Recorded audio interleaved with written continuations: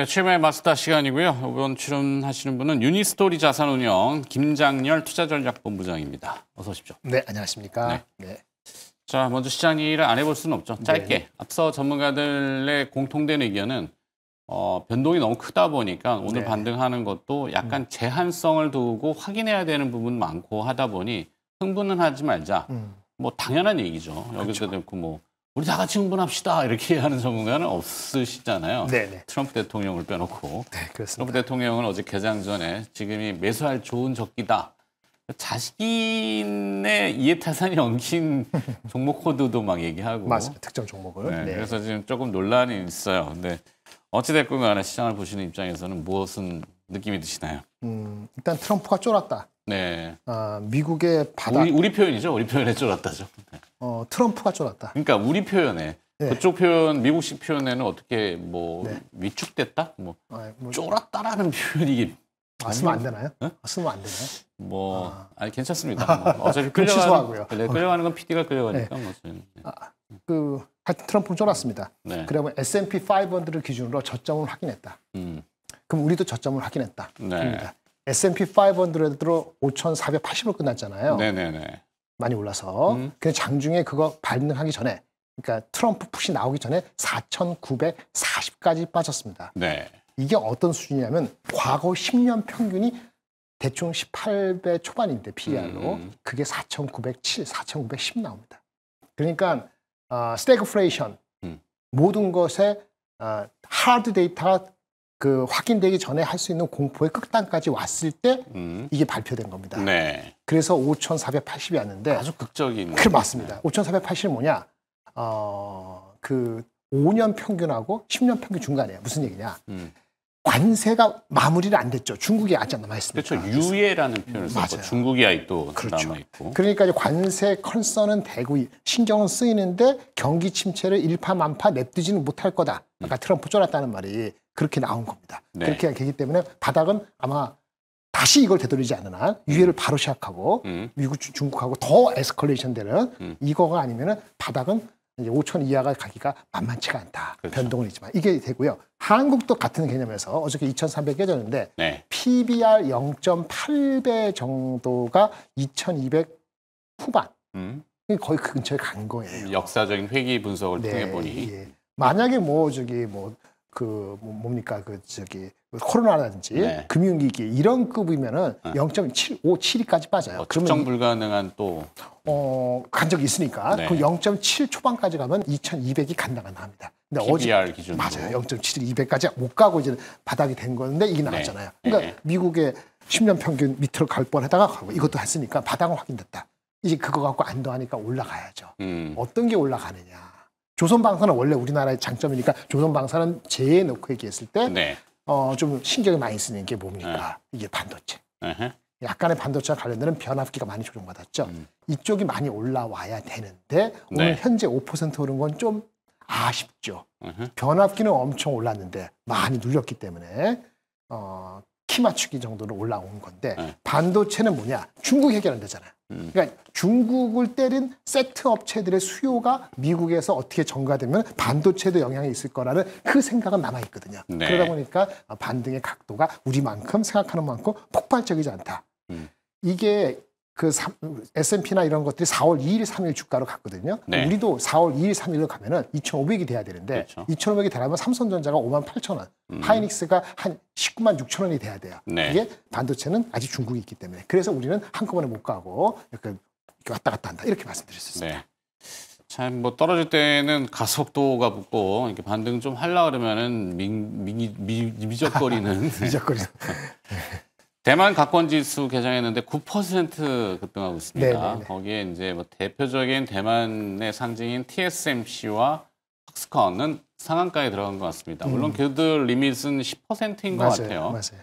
네, 상한가에 들어갔다 하는데 우리 뭐 삼성전자, 하이닉스 갈까 말까 또 오후에 중국 눈치 봐야 된다고들 얘기하고 이러다가 또 저녁에 트럼프 대통령이 무슨 말을 할지 몰라서 불안해하고 라는 얘기들을 하는데 자, 어제 엔비디아는 뭐 19% 폭등했다고요? 네네. 그렇죠. 이런 것도 한번 붙여서 설명 들어보죠. 일단 다른 나라 가면은 네. 그 대만은 너무 많이 빠졌어요. 네. 최고 매치사예요. 아주 20몇 프로 빠졌기 때문에 지진도 그제 어젠가 또 그렇나요? 네, 그래서 너무 많이 빠졌고 TSMC가 오늘 반등 10% 하더라도요. PR이 15배밖에 안 됩니다. 네. 엄청 싸졌어요. 그러니까 그 정도 오르는 건데 우리는 5%냐 이렇게 비교할 건 아니고요. 그 대만은 우리 같이 중국의 휴대폰 해가지고 미국 애플에 가는 비중이 우리보다는 상대적으로는 적습니다. 네. 그런 거고 아쉽다는 건 그거죠. 엔비디아가 19% 오르고 네. 해서 4월 2일 주가를 넘어갔거든요. 근데 우리는 못 갔잖아요. 그렇죠. 근데 오늘 사실 엔비디아 좋은 뉴스 나왔습니다. 중국에 파는 제품 중에 H20라고 있거든요. 네네, 약간 H20. 그거 제재를 수출 통제를 안 할 것처럼 보도가 됐어요. 네. 그러면 이제 AMD고 엔비디아건 그 저급 중가급은 팔 수도 있다는 거잖아요. 그렇죠. 살짝 예의를 두는 것 같은 느낌이 네, 있는데 네, 네. 그건 파지티브한 거예요. 그래서 엔비디아도 올랐는데 AMD도 엄청 올랐어요. 음. ARM도 오르고. 근데 왜 우리는 못 갔느냐? 우리는 그거 말고도 그렇죠. 휴대폰, PC 이런 쪽이 있잖아요. 중국 하나는. 네. 그게 있기 때문에 덜 가는 거예요. 그러니까 차이가 있다고 보시면 됩니다. 음. 그런데 삼성전자는 외국인이 왜 안 들어오냐? 아까 말한 것처럼 TSMC가 AMD가 엔비디아가 많이 빠져가지고 삼성전자 버텼잖아요. 네. 밸류에이션 갭이 줄어들었어요. 그러니까 삼성전자 천천히 가는 겁니다. 그나마 하이닉스가 비스무리하게 가보는 거예요. 네. 이렇게 해석할 수 있습니다. 네. SK 하이닉스가 뭐 42년 만에 이렇게 수치가 나오면 상당히 자극적이긴 한데 삼성전자의 D램 시장 점유율을 네. 넘어서서 전 세계 1위를 탈환했다? 맞습니다. 뭐 큰 의미를 보십니까? 네, 큰 의미가 있습니다. 이전까지는 작년 하반기에는 삼성 하이닉스가 HBM 먼저 했으니까 네. 이익 규모는 앞서갈 수 있지. 뭐 이 정도였단 말이에요. 그러니까 단지 레버뉴가 피카피카 했는데 이제는 개수로서 이렇게 된 거니까 네. 의미가 있습니다. 그럼 1등은 이제 삼성전자가 아니고 하이닉스예요. 이게 올해 내년은 계속 그럴 것 같거든요. 네. 내년은 어떻게 될지 모르죠. 내년에 어떻게 되느냐를 다시 회복하려면 삼성전자가 원시 공정 설계의 완성과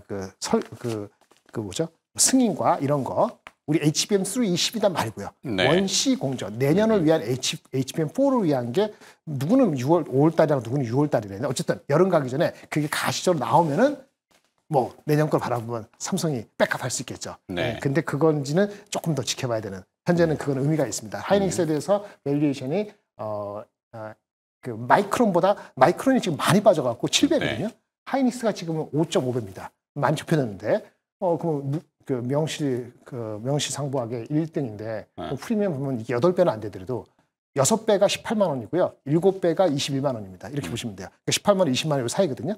그래서 만약에 밸류에이션 프리미엄이 날치는 게 지나가면은 그 8배 정도까지는 못 가더라도 그러니까 7배는 가볍게 갈 것이고 8배까지 갈 수 있다고 저는 보여지거든요. 네. 그렇게 되면은 그렇게 될 수 있는 근거 중에 하나가 삼성보다 하이닉스가 D램에서 낸드 포함해서 1등이다라는 게 아마 프리미엄 지금은 못 붙어도 나중에 붙을 가능성이 있고 삼성전자가 그거를 6월 달 정도에 저지하는 발표를 하는 거냐 안 하는 거냐 그게 매우 중요한 관전 포인트입니다. 그러면 이렇게 여쭤볼게요. 삼성전자의 1분기 잠정 실적이 나왔는데 네네. 영업이익 기준 6조 원. 6조 6천. 네. 6조 원을 넘고 일단 시장에서는 5조를 좀 네. 하향하지 않을까라는 우려도 네네. 있었는데 생각보다 잘 나왔죠. 예, 눈높이를 낮춰놨었어요. 네네. 근데 하이닉스는 지금 그러면은 눈높이 이거 삼성전자보다 더 좋겠는데? 네네. 라고 기대를 할 것 네. 같잖아요. 실적은요? 네. 항상 보면은 실적이 좋다 나쁘다가 아니라 눈높이, 컨센서스 대비해서 위로 가느냐, 밑으로 가느냐 이게 또 주가에 영향을 주기 때문에. 근데 이번에 삼성전자가 실적이 스트리트 컨센서스는요. 최근에 일주 동안은 그보다 훨씬 높았습니다. 네. 원래 한 5조 3, 4천억이 안 나오면 주가는 빠지게 돼 있었어요. 그리고 최고는 5조 8천억까지 전날에 리포트가 나왔기 때문에 네. 여러분들이 다 모르시다 하더라도 대체적으로 5조 한 중반 정도 나온다는 게 컨센서스예요. 그렇다 하더라도 6조 6천억이니까 1조가 더 나왔죠. 그렇죠. 근데 희석돼. 주가가 왜 빨리 확 못하느냐. 이유는 두 가지입니다. 첫 번째는 이 올라간 거 1조의 거의 대부분이 모바일. 반도체보다는 모바일이라는 거예요. 네. 근데 모바일의 1분기가 좋고 2분기는 비수기거든요. 근데 이제 모바일은 휴대폰이니까 중국이 베트남이 생산 나가야 되는데 이거 관세 이슈가 있고 네. 이러다 보니까 좀 헷갈리기 시작하는 거죠. 반도체도 반도체 영향이 있고. 그러니까 관세 맞기 전에 또 미리 입도 선매한 그 선구매 효과 때문이다. 그게 D램에도 있고 여기도 있다는 거기 때문에 그건 지나가 봐야 되는데 그러다 보니까 삼성전자의 그거 1조가 이게 순수하게 반도체 나오거나 아까 이구환심 말고 관세 이슈가 별로 없다면 아마 주가는 한 10% 갔을 거예요. 네. 근데 그게 아니기 때문에 이게 이 정도로 되는 되는 거고요. 하이닉스는 순수하게 반도체 비교잖아요. 네. 그럼 삼성전자의 반도체는 사실은 1조 정도입니다. 네. 삼성전자. 근데 비메모리가 적자가 2조니까 삼성전자 순수 메모리는 한 3조 5천원 될 거예요. 비교하는 건 삼성전자 메모리는 3조 5천원. 하이닉스는 지금 6조 5천원에서 6조 8천원 기대되는 거기 때문에 네. 그 차이에 대해서는 아마 이쪽을 더 많이 주려면 약간 타이밍이 좀 안 좋았고 삼성 입장에서는 네. 하이닉스는 이제 다다음 주에 맞춰야 되니까 그때 가서 분위기가 다르니까 어떻게 적용될지는 지켜봐야 될 것 같습니다. 알겠습니다. 자, 일단은 관세 90일 유예 반도체도 해당이 되는 것 같은데 네네. 어떤 영향을 조금 줄 거라고 보시는지. 아까 말씀드린 것처럼 중국이 해결이 안 되기 때문에 반도체는 해결이 근본적으로 되진 않았어요. 하지만 그 베트남이라든지 다른 나라에서 팔아서 미국으로 넘어가는 거 네. 이런 거에 대해서 부메랑으로 반도체 영향 미치는 거에 네거티브는 없어졌죠. 없어진 게 아니고 유예됐죠. 네. 그래서 오늘 한 4, 5% 올라가는 것이 그 정도의 배경을 뒀다고 보시면 될 것 같고요. 그러면 2분기 실적에는 기대시가 한 3, 4주째 확 힘껏 오른 거가 약간 낮아지는 정도니까 아마 제가 봤을 때는 좀 아쉽긴 하지만 한 7% 정도 오르면 삼성전자 기준으로 하이닉스 기준 한 15% 오르면은 일단 요거에 대한 컨선은 없어지는 것 같아요. 그러니까 제가 아까 7% 15% 말씀드리는 건 제 계산식이니까 현재 입장에서 조금 덜 오르는 감이 있다. 이렇게 말씀을 드릴 수 있겠습니다. 그 다음에는 유예가 또 연장이 될지 어떨지 봐야 되는 거니까 그게 정해지면은 3, 4분기 전망을 땡길 수 있겠죠. 3, 4분기 전망을 땡기면 주가는 업사이드가 꽤 있을 수 있는데 지금 3, 4분기 전망을 땡길 수 있는 계제가 아니기 때문에 2분기까지 본다면 여기서 어제 기준으로 7%, 15%이 정도 업사이드가 1차적인 버틀렉이다. 저는 이렇게 말씀드릴 수 있겠습니다. 자, 그리고 또 여기 질문에는 뭐 트럼프 관세 유예 90일 이후 영향은 이렇게 되는데 이게 뭐 의미는 별로 없는 것 같고 조기 대선 국면으로 접어들었습니다. 대한민국? 네. 각 대권 주자들이 많이 나오셨죠. 네네. 뭐 잠룡이라고 하길래 제가 잡이야 이렇게 뭐 발음을 밑에 받침을 잘해야 발음 잘해야 되죠. 네. 자, 정책들을 막 쏟아내는데 동일한 정책의 지향성은 AI 그리고 첨단 산업인 반도체 이쪽이죠. 아까 우리가 잘하는 거, 뭐 조선방산 얘기하셨지만 사실 뭐 그건 조금 제가 아리까리합니다. 조선 얘기는 좀 이따 뒤에 환율 얘기할 때 한번 더 여쭤보고. 자, 일단 정책적으로 반도체와 이 AI의 어떤 모멘텀을 조금 화랑으로 보조금도 지금 관세 타격 받으면 보조금 줄게 우리도 자신 있게. 대놓고는 못하더라도 어떠세요? 아마 그 자금을 직접 지원하는 건 제한적일 것 같습니다. 그렇겠죠, 아무래도. 왜냐하면 그거는 불공정거래 또 뭐 아니 그거 아니더라도 있다 하더라도 우리 방위부도 있고 하니까 실질적으로 방위비 증액해야 되지 않겠습니까? 방위비. 우리 예산이 그렇게 용역하지 않아요. 그러니까 추경 예산을 하더라도 10조, 15조 가지고는 턱도 없는데 돈이 어디서 납니까? 돈이 없죠. 증세할 수도 없고. 그러니까 그래서 환율이 빨리 내려가지 않는 것도 있어요. 그렇죠. 저는 그건 WGBI 어제 또 WGBI 늘어졌습니다. 그것도 20몇 조, 근데 내년은 이뤄진 거잖아요. 그러니까 자금 조달 비용도 노력하고 이런 게 만만치가 않습니다. 그냥 장기적으로 2, 3년을 보고 거기 일할 수 있는 젊은이들, 포스닥터라든지 이런 거에 근본적인 걸 바꾸는 생각을 한 5년 잡고 해야지. 이거 대선 되기 직전에 하겠다 해서 하는 그런 거 나오는 거는 저는 별로 기대하지 않습니다. 그거는 별 의미가 없다고 보고요. 추경의 예산을 좀 긴급하게 땡겨서 프런트 로딩해서 앞에 하는 거 이것이 가장 중요하고 그렇다면은 조금 달라질 수 있고 혹시 하반기에 상법 개정을 여한 상황에도 추진해 나가기 때문에 의지만 확실하다면은 그거 가지고 또 전체적인 장애는 분위기가 좋고 그러면 외국인들이 환율 보고 들어온다면은 한국의 대표주를 사겠죠. 그러면 반도체 삼성전자 하이닉스를 먼저 살 수 있는 이런 선순환이 이루어지는 게 중요한데 그걸지는 좀 지켜봐야 될 것 같습니다. 자, 환율 중요하죠.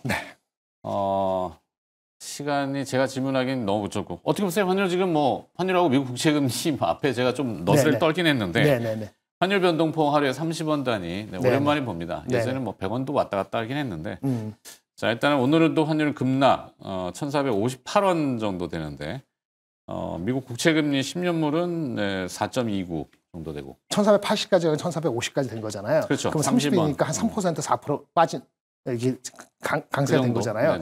그러면 여러 가지 펀더멘털이니까 주가가 4, 5% 올라가는 거 이건 딱 적당합니다.